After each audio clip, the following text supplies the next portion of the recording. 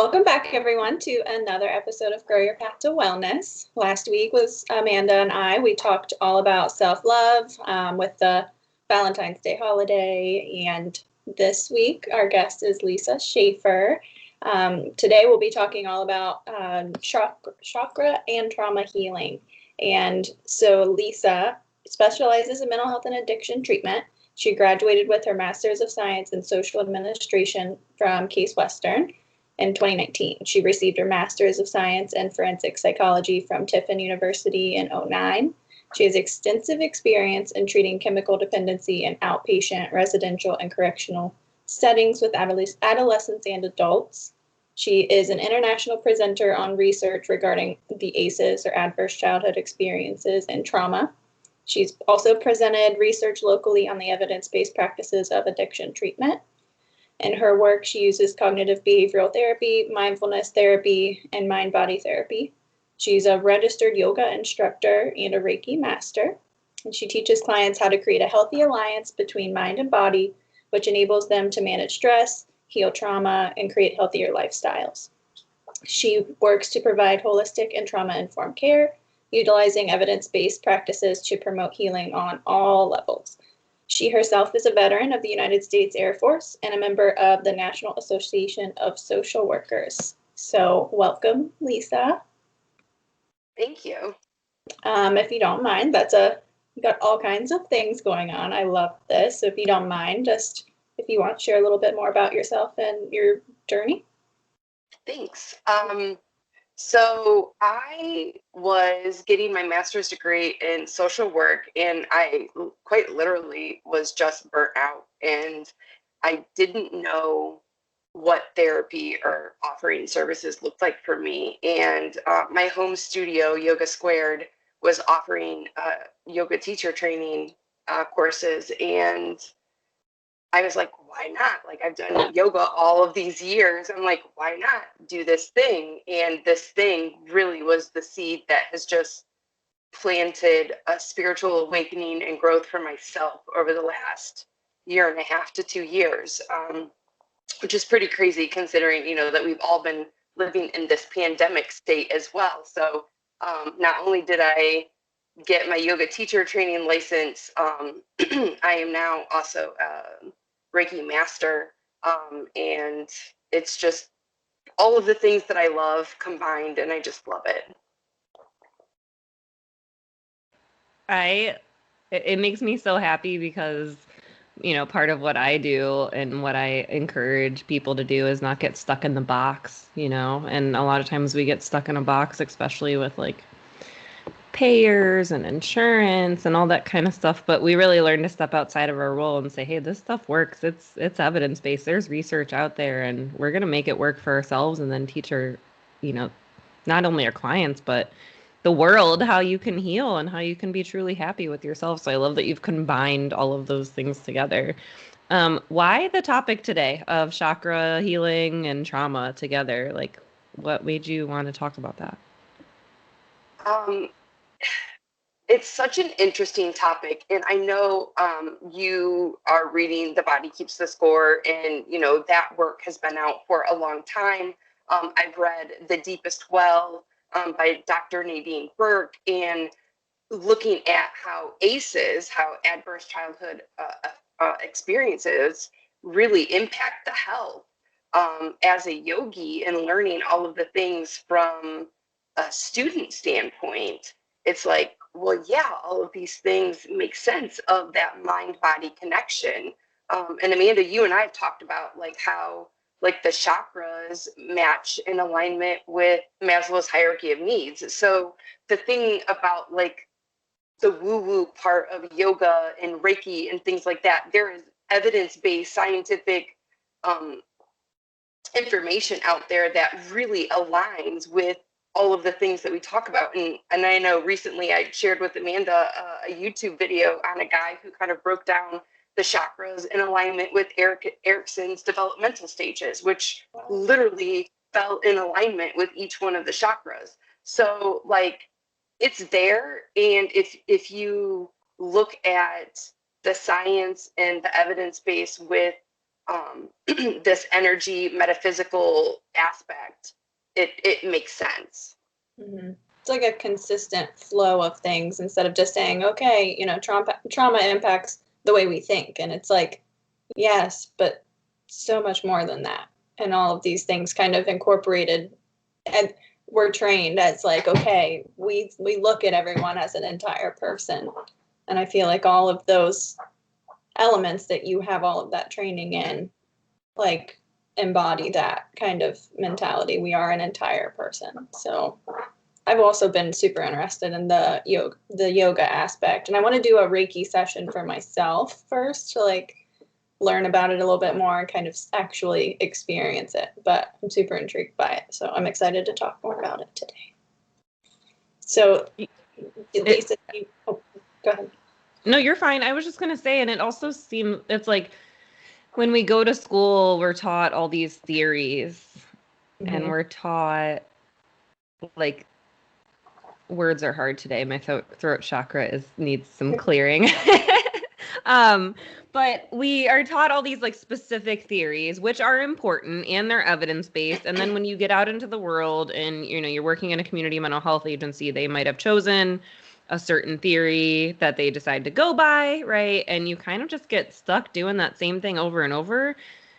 I'm sure you would both agree. It's almost not until you do your own healing or you do your own outside research, whatever prompts that you realize that's not the only way, right? And I feel like a lot of practitioners just kind of pick one and go with it, not realizing there's so much additional. And I think for me, it's frustrating because I think we hear alternative treatment or alternative therapies. Like it's secondary, something that like could be helpful maybe. Right. But like you said, Lisa, you say these things to people and a lot of times they're like, woo woo, like hippy dippy, okay, silly weirdo. But there's so much research out there and it just doesn't, I can get on my soapbox, but we know why it doesn't get the backing because it doesn't make money, right? If people are actually healing and they're not sick anymore, then, but I just had to say that too.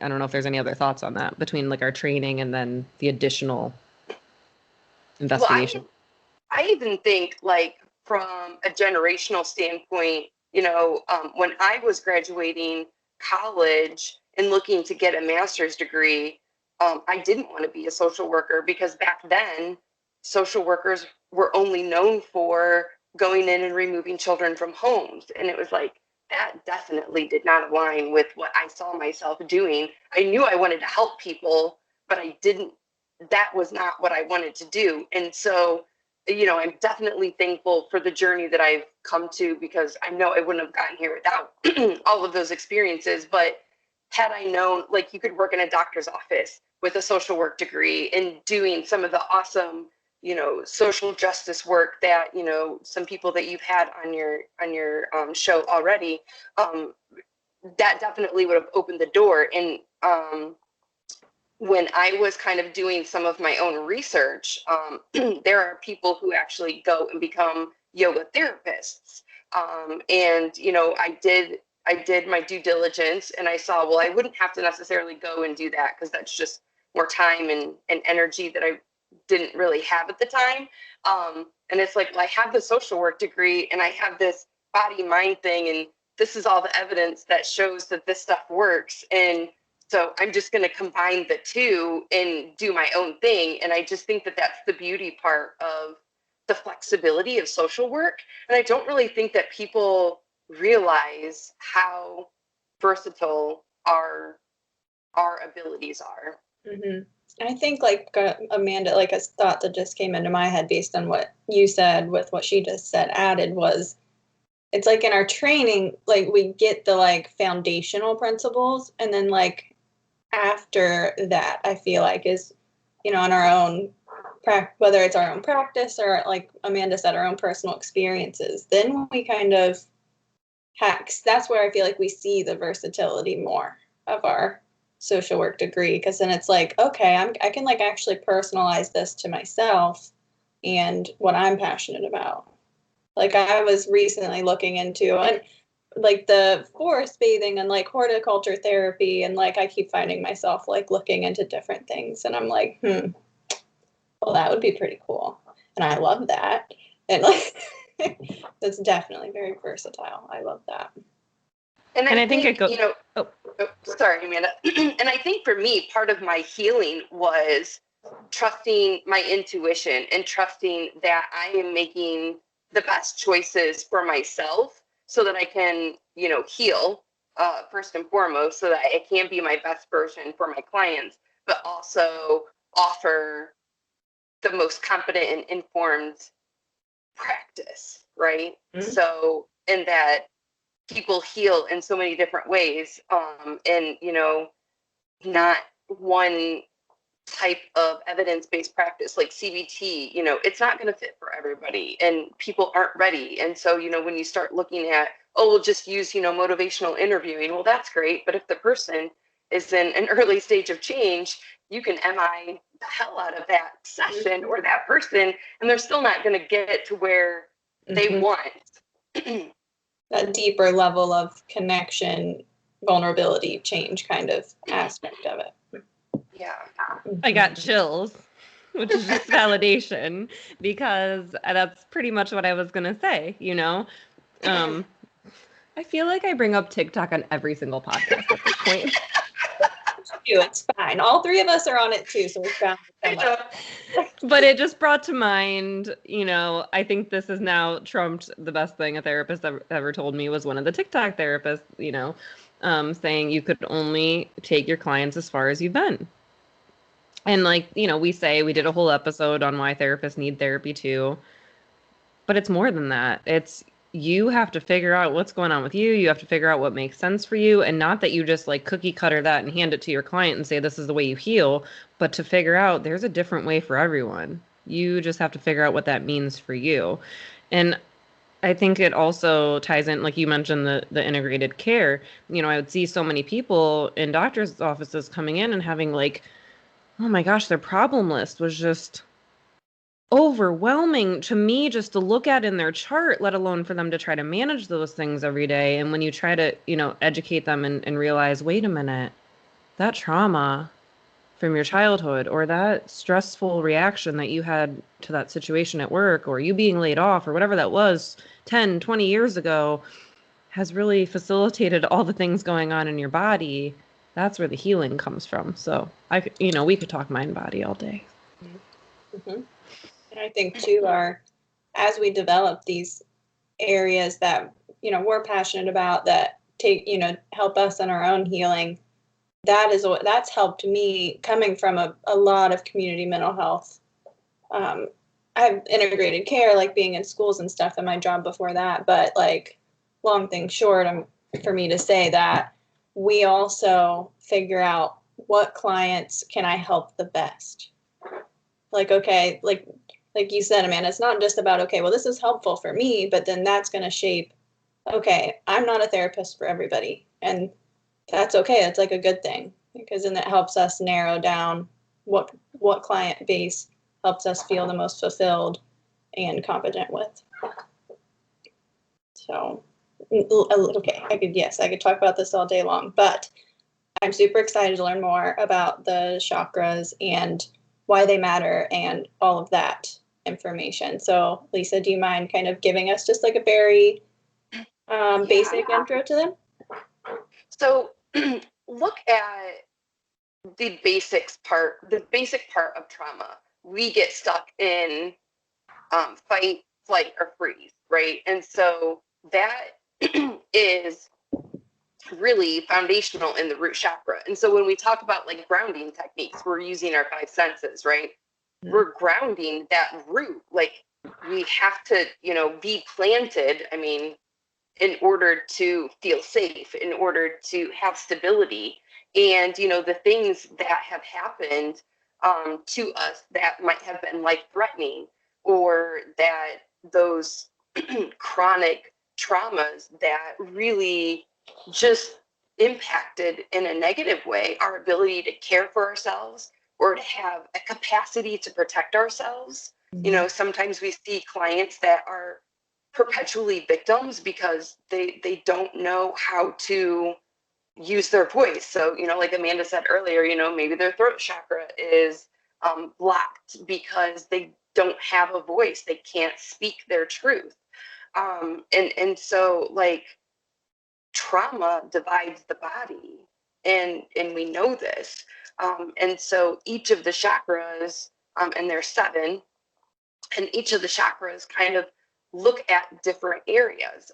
So the root chakra is, in the grounding and the safety. The next chakra is the sacral chakra, which is about sexuality, creativity, relationships. So these are where your feelings of guilt are going to come from.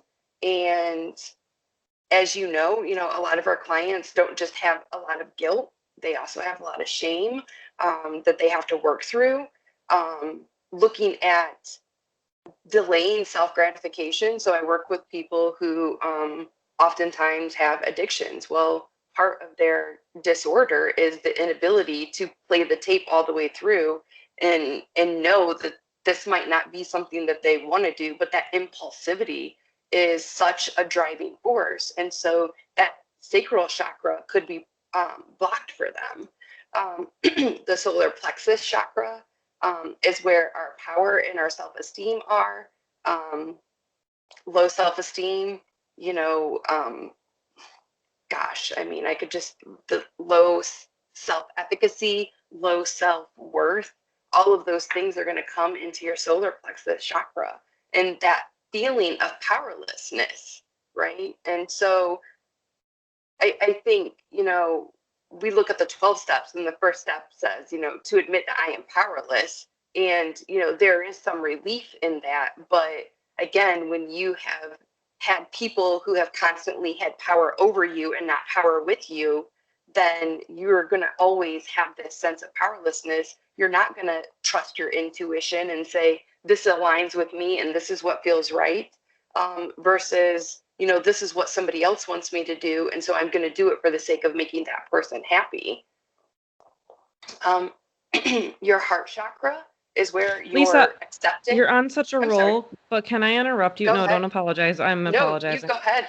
Something came to mind when you said that. I know people in early recovery that even struggle with the powerlessness, letting go of power. So can you say more to that, like as far as chakra and where that might be coming from? Well, chakras are really interesting in terms of blockages, because even in the sacral chakra, where sexual trauma would kind of resonate, you have victims of sexual trauma who might be hypersexual or not sexual at all. And so it's still a blockage, but it's a blockage in, which way the pendulum swings. Is it, too open in terms of we've got all of this sexual energy coming through that's not healthy, or is it blocked completely where I don't even feel that is an appropriate desire or want of my body and myself as a human? So the Gotcha. block doesn't mean that it's cut off or not happening enough. It can be like it's a blockage in the way that it's being expressed. Like is it healthy or unhealthy kind of blockage? Yeah. Okay. Thank you for clarifying. I could ask so many more questions, but you were on such a roll with the chakras, and I'm going to let you keep going. No, that's okay. And so our heart chakra is the ability to, receive and give love. So again, if you look at that being blocked, do I give myself love? And I know you guys just did your Valentine's Day episode on self-love, and like, what does that look like?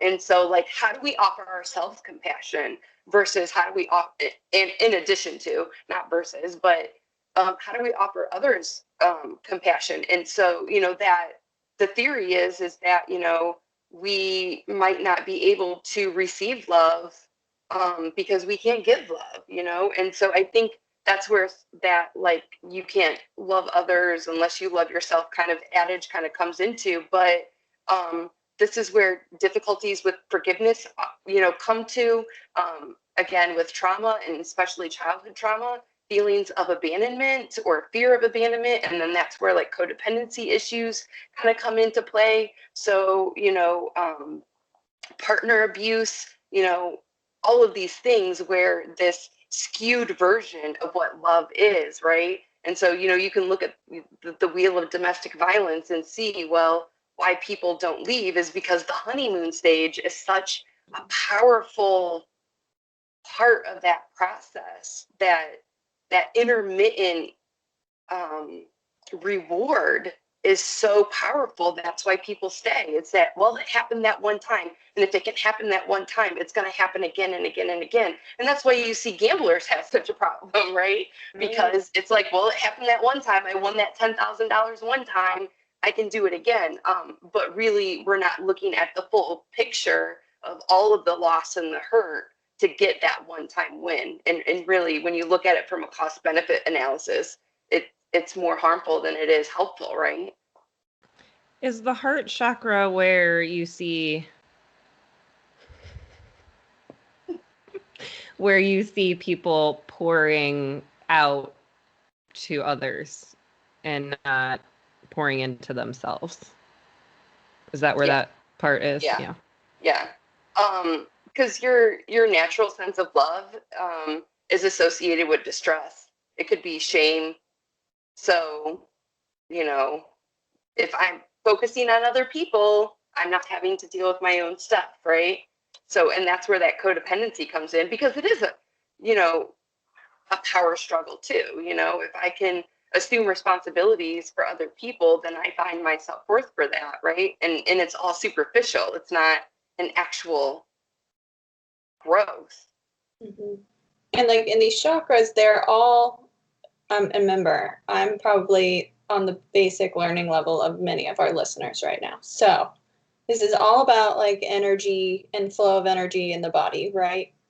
So like experiences disrupt that energy. Yes. And then it kind of stays stuck in that disrupted state. Like that's what you're kind of referring to, like blockage. Right. So if you think back to earlier when I said fight, flight, or freeze, right? So the energy in the body that remembers, right? So the body remembers trauma. And so again, kind of referencing back to body keeps the score. And I'll give you an example, which is like sometimes mind-blowing to me. I get massages pretty regularly for my self-care, but also because I have an injury from being in the military, and it helps all of the things, right? And there will be times where I'm laying on the table, I'm in my zen, and my massage therapist will be like working on a certain area, and I'll get a memory, and I'm like, why am I thinking about that? And earlier in my learning of all of these things, and having read the book, The Body Keeps the Score, is that that's my body releasing that trauma. And so now, instead of saying what the heck and why is this happening, I acknowledge it. I give it grace. I give it the compassion that it needs, and I say, I see you, I hear you, like whatever I need to do in that moment. And then like I release it, because that's the body releasing that trauma in that moment. Which Lisa, is just really so beautiful. Powerful. I know. Yeah. We're like, oh. Can you? I know I'm interrupting your chakra talk, but that is so important, and I wanna like touch on that. Can you? Because I think even if it's just feelings of anxiety or panic, and people aren't even able to relate it to necessarily like a stress response or trauma, so often our initial reaction, probably because society and then trauma and all the things, is, ew, I don't like this. Oh my gosh, go away. And that doesn't help the healing process.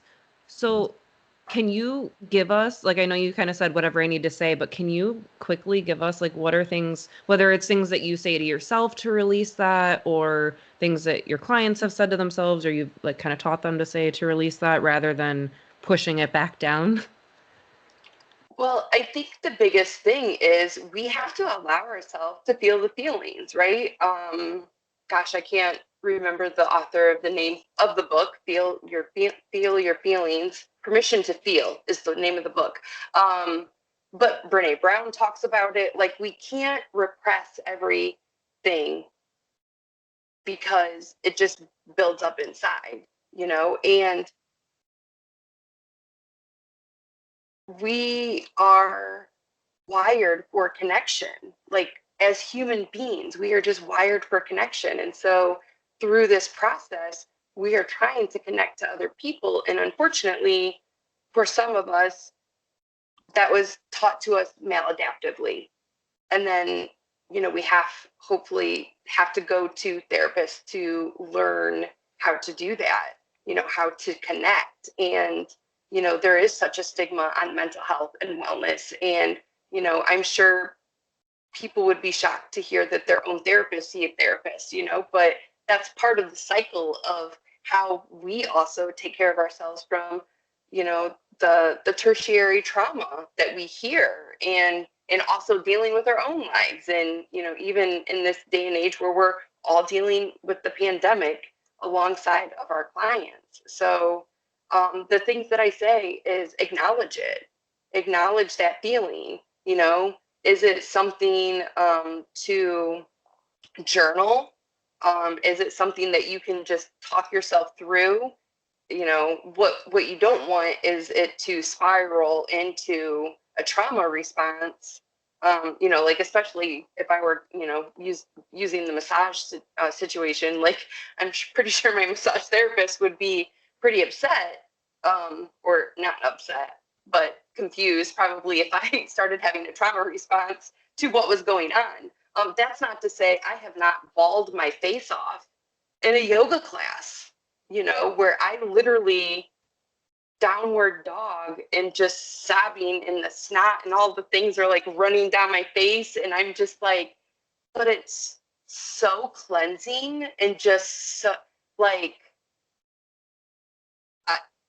a spiritual awakening, really. Like, we look at the dimensions of SAMHSA, right? The dimensions of wellness. Like, spirituality is an important part of that, and spirituality can look like so many different things. And one of the things I wanted to say, which was really mind-blowing to me when I was reading The Body Keeps the Score, is a part of our brain in the front here is what is deemed as the watchtower. And if you look at your third eye, like, it's the watchtower, right? So, like, it's just so, I guess, poetic would be the thing to say about it, is like, here is a part in our brain that's literally designed to be the watchtower of our bodily functions. And just so happens, in alignment of the chakras, that is what the third eye function is. It's the watchtower, you know. Using my third eye to do body scans, you know, when I'm in Warrior 2, I'm not turning my head to look to see where my back hand is, or what the alignment of my back hip or my back leg is. I'm using my third eye to notice where in spatial relation is my body. Love it. Thank you. Things swirling in my head, but Okay, we left off on heart. Sorry. No, don't apologize. I interrupted you and made you squirrel. We're all You're little okay. squirrely. So we left off on heart. I will geek out on this stuff all day long. I mean, I'm just like, I was like, okay, like, just don't go here and bring it back here. But yeah, like, it's just so, it's such a wide topic that even just with each chakra, you could really just deep dive into it. Because again, like, going back to the root chakra, if we looked at Maslow's hierarchy of needs, you know, that's the first 2 tiers, you know, your physical,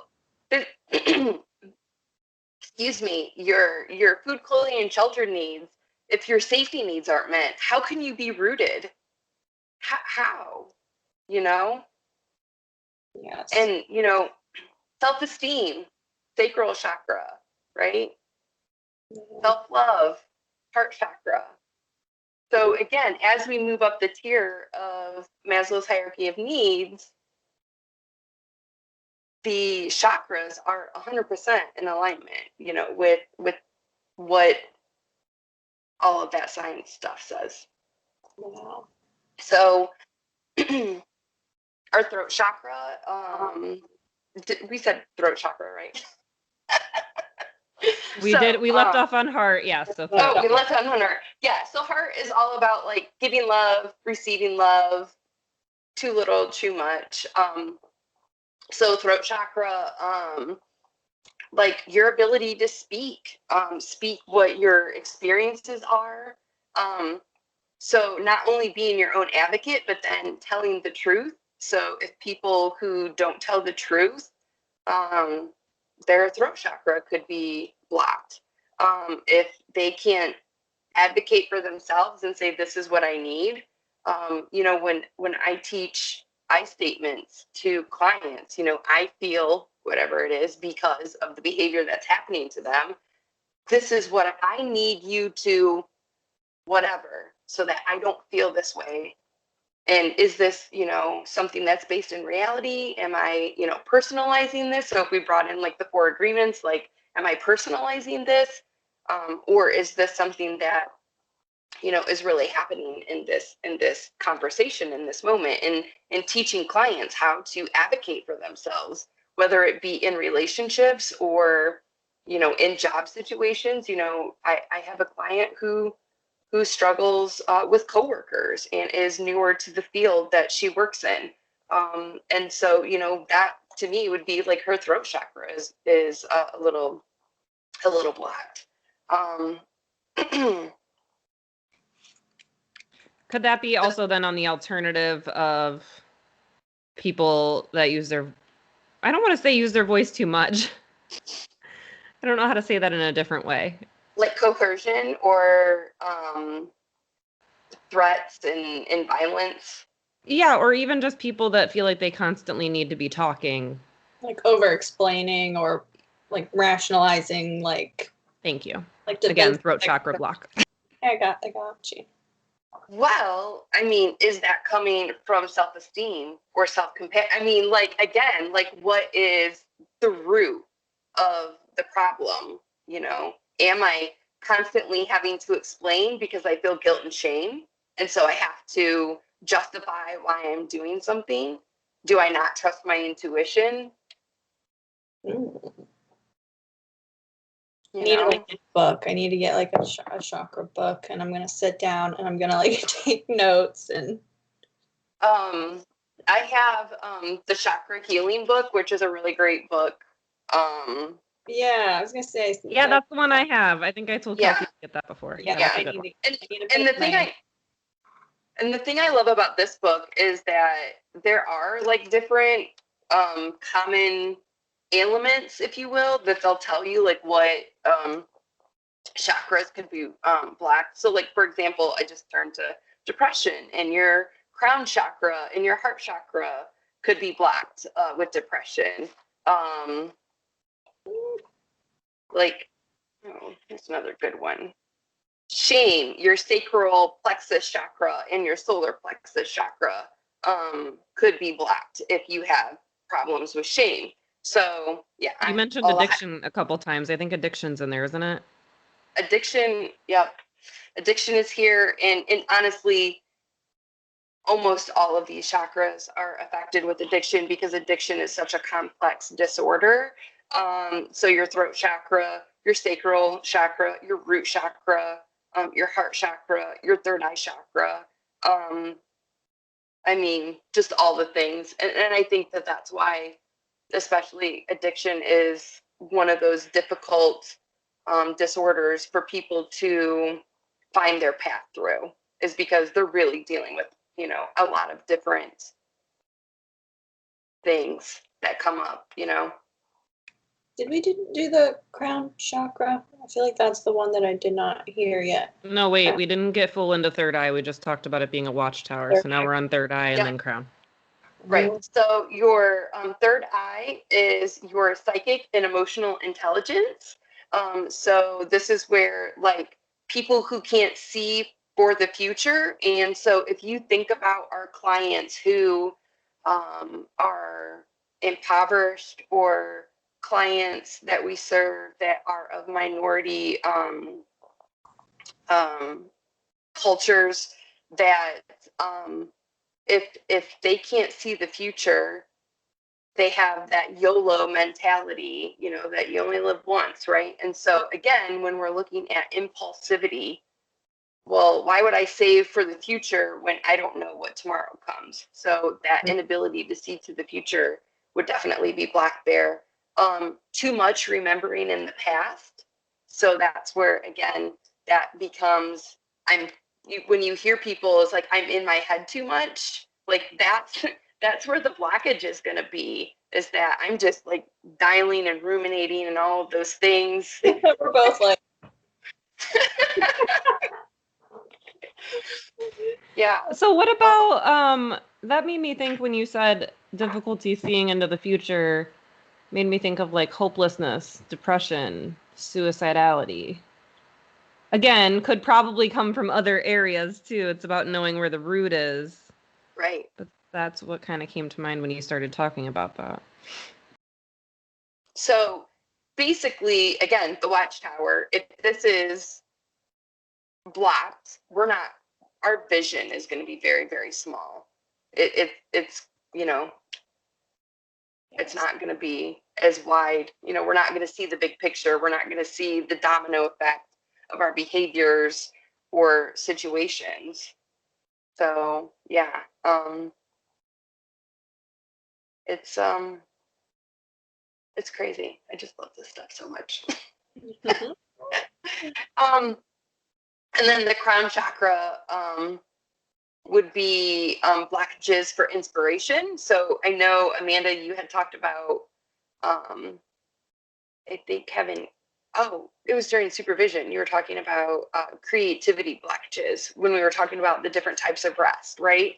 So like, yeah, like this would be possibly another blockage, is that, you know, where's your inspiration coming from? If you're having a creativity block, yeah, it might be in your lower chakra blockage, but also where's your inspiration coming from? And so you might be disconnected from others. And so a lot of people who have had religious abuse or religious experiences where they have been made to like fear spirituality or deities, this would be where some of that blockages would come from. And it absolutely, spiritual abuse absolutely damages our connection, not only to like a power greater than ourselves, but also like the spirit of ourselves, right? And so then that's again where we don't trust our own intuition, is like, I don't know what's good for me. I have quite a few on my caseload right now, struggling with that. So now it makes me want to look into this stuff even more. All right, and then we got our crown, right? Oh, I'm sorry, Kelsi. Yep, that was the crown. Yeah, she did crown. I was gonna ask now that we've went. Go ahead. Oh, I was just gonna add, and on the crown chakra as well, when some victims, like sex abuse victims or sexual assault survivors, somehow they think that they deserved it, or that perception. So if people are like, oh, you shouldn't have been doing this, or you shouldn't have been there, that can block your crown chakra as well. Okay, so I have a quick question. I don't know if this is on our script or maybe we covered it already, but how, because I feel like maybe, and some people might not know exactly what Reiki is, like, and if we have these blockages, how can we, I don't know the right terminology, so how do we like unblock them or like heal or kind of. Like, where do you start? Yeah, like do you have to go to a Reiki session, or if you know information about chakras, can you continue? Sure. Stop talking. So, Reiki is life force energy. We all have life force energy because we all breathe. So, in the yoga namas and yamas, which are the ethical principles of yoga, Breath, prana is that Amanda, I'm wording with you. Life force energy in you. I'm just so excited to talk about this. And so like we all have the ability to calm ourselves, right? And so that's why meditation and mindfulness is so important, is because we really do have the power to do this ourselves. And I will absolutely squirrel and geek out for just a second. So one of the things that my husband and I did during quarantine is we rewatched in release order all of the Star Wars movies, right? So any Star Wars people, I just loved it. We're huge Star Wars fans. And so like we're watching Star Wars and the Jedi Force is within you, right? And so like they keep saying life force energy, Jedi, life force energy. And so like I'm like mind blowing over here. And you know, my husband is like, not everything is about yoga and Reiki and all of the things, right? And I'm like, but it is. And so like it's talked about so much, but we don't really like, again, make those connections. So like here's, you know, Star Wars talking essentially about like what Reiki is, but they're calling it, you know, Jedi magic tricks, whatever. And that's essentially what they are doing. And there's this really beautiful scene where Rey gives basically Reiki to a snake, and she kind of heals it. And so the snake goes off and they go on with their mission. But like in that moment, like I was just so like connected to this movie beyond anything. And like we all have that ability. We all have the ability to heal ourselves. Louise Hayes talks about it in her books. And so that's kind of like the long version of that. So in order to get Reiki certified, there are people who do offer it. I went through Shine Akron with Courtney Martinelli, and she has a beautiful program where you can get your Reiki 1, where you get your first attunement, and then you do Reiki 2, and then you can get your Reiki Master through her. I'm also doing, she's doing a vibrational mastery class, so I've been doing that for the last 6 months as well, like just really tapping into your own vibration. How do you raise your vibration? And you know, looking at the emotional scale of everything has energy, and kind of to bring it back, life force energy, everything has energy. Our coffee has energy, water has energy. You know, so when you eat some really greasy food, crystals have energy, absolutely. So when you eat some really, you know, over processed greasy food, that has energy, but it's going to be low energy, versus if you eat fresh fruit, fresh vegetables, and those things that are going to be higher vibrating, they're going to nourish your body and why you feel so much better. Like, I don't know about you all, but like, especially in the wintertime, like I just crave fresh fruit all the time, because it's just like something that we don't get naturally that's in our area, because, you know, we live in Ohio. And so a lot of that stuff has to get shipped in, but like what we put into our body is energy. And so when we're doing things that lower our vibration, so take, you know, addiction, for example, you know, we're putting substances into our body that's already lowering our vibration, and then all of the feelings and the behaviors that kind of go along with that type of disorder continues that process. All the things I notice about myself now, like when you're saying these things, I'm like, I say that out loud, but I just don't like make it a connection on that level completely. So now I'm like, all right, I'm in. So I've decided that one podcast is not enough for all of this. And so Lisa, if you would, if you agree, obviously we're not going to force you to, but would you be interested in maybe doing like a series, like Absolutely. One episode per chakra, and then really diving into like what that means, how you start healing, what interventions therapists can use, obviously once they're competent, what interventions, people in the world can use on themselves, tools, food, crystals, all that good stuff. Absolutely. Because literally otherwise we're just going to keep talking for 3 hours and no one wants to listen to a 3-hour podcast. Yeah.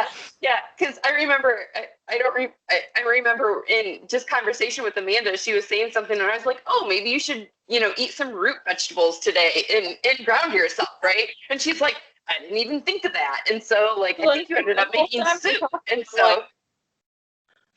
Oh, okay, Lisa. So I'm super excited. I'm gonna do a whole series. I'm gonna do all of it, and so to wrap up, what do you have any last minute thoughts, words of wisdom, or like a motto or a little tidbit that you would like to leave our community with as we go?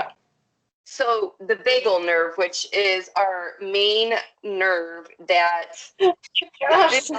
embodies the body's response, right? So again, if we look at the alignment of the chakras, they all go on this vagal nerve. Breath work is so important. We have the ability, you can take 3 deep breaths. I love box breathing because counting 4 in, hold it for 4, 4 out, hold it for 4. If you have that lung capacity, I love that. There's just so much to say about breath work, and again, why we have that ability for ourselves. We don't necessarily have to go to other people to heal ourselves or to have that intervention when it comes to mind body, because meditation and breath work is always at your disposal. Oh, I love that. Okay. I don't want to end it, but I know we have to. Okay. We will obviously dig in more. I think we have airing openings starting in May. So maybe we could do like a monthly starting in May, 1 chakra at a time. Ooh, I love it. Yay. Okay. Thank you so much, Lisa, for being here. I meant to say it at the beginning, but thank you for your service. Much appreciated. And then obviously thank you for your service now and everything you do to help others heal. And we will see you starting in May and have that series. And then also I will put information for those books and resources mentioned in the show notes so that everyone can kind of check in. I have like The Body Keeps the Score, The Deepest Well, Permission to Feel, The 8 Dimensions of Wellness, Maslow, and the Chakra Healing book. If there are any other, I'm sure we'll get into them in the series, but if there's anything else that you feel like might be helpful, feel free to send it over to me, Lisa. Sure. Next week, we will be talking to Rebecca Ray about, right on the topic of trauma, intimate partner betrayal and that trauma and how we can recover from that. So very excited to kind of talk about that subject, because I think that's something that we don't talk about enough. A lot of times we're betrayed by our partners, and whether it's a romantic relationship or interpersonal relationship of any kind, some kind of betrayal, and we don't realize how traumatic and stressful that is for us. So super excited about that one. And then we can use our chakra healing information too to kind of incorporate into that. So as always, like, comment, subscribe so you can know when the next episode's coming up. Please give us feedback on topics you want to be talking about, and we will see you all next week. Yeah. Bye, guys.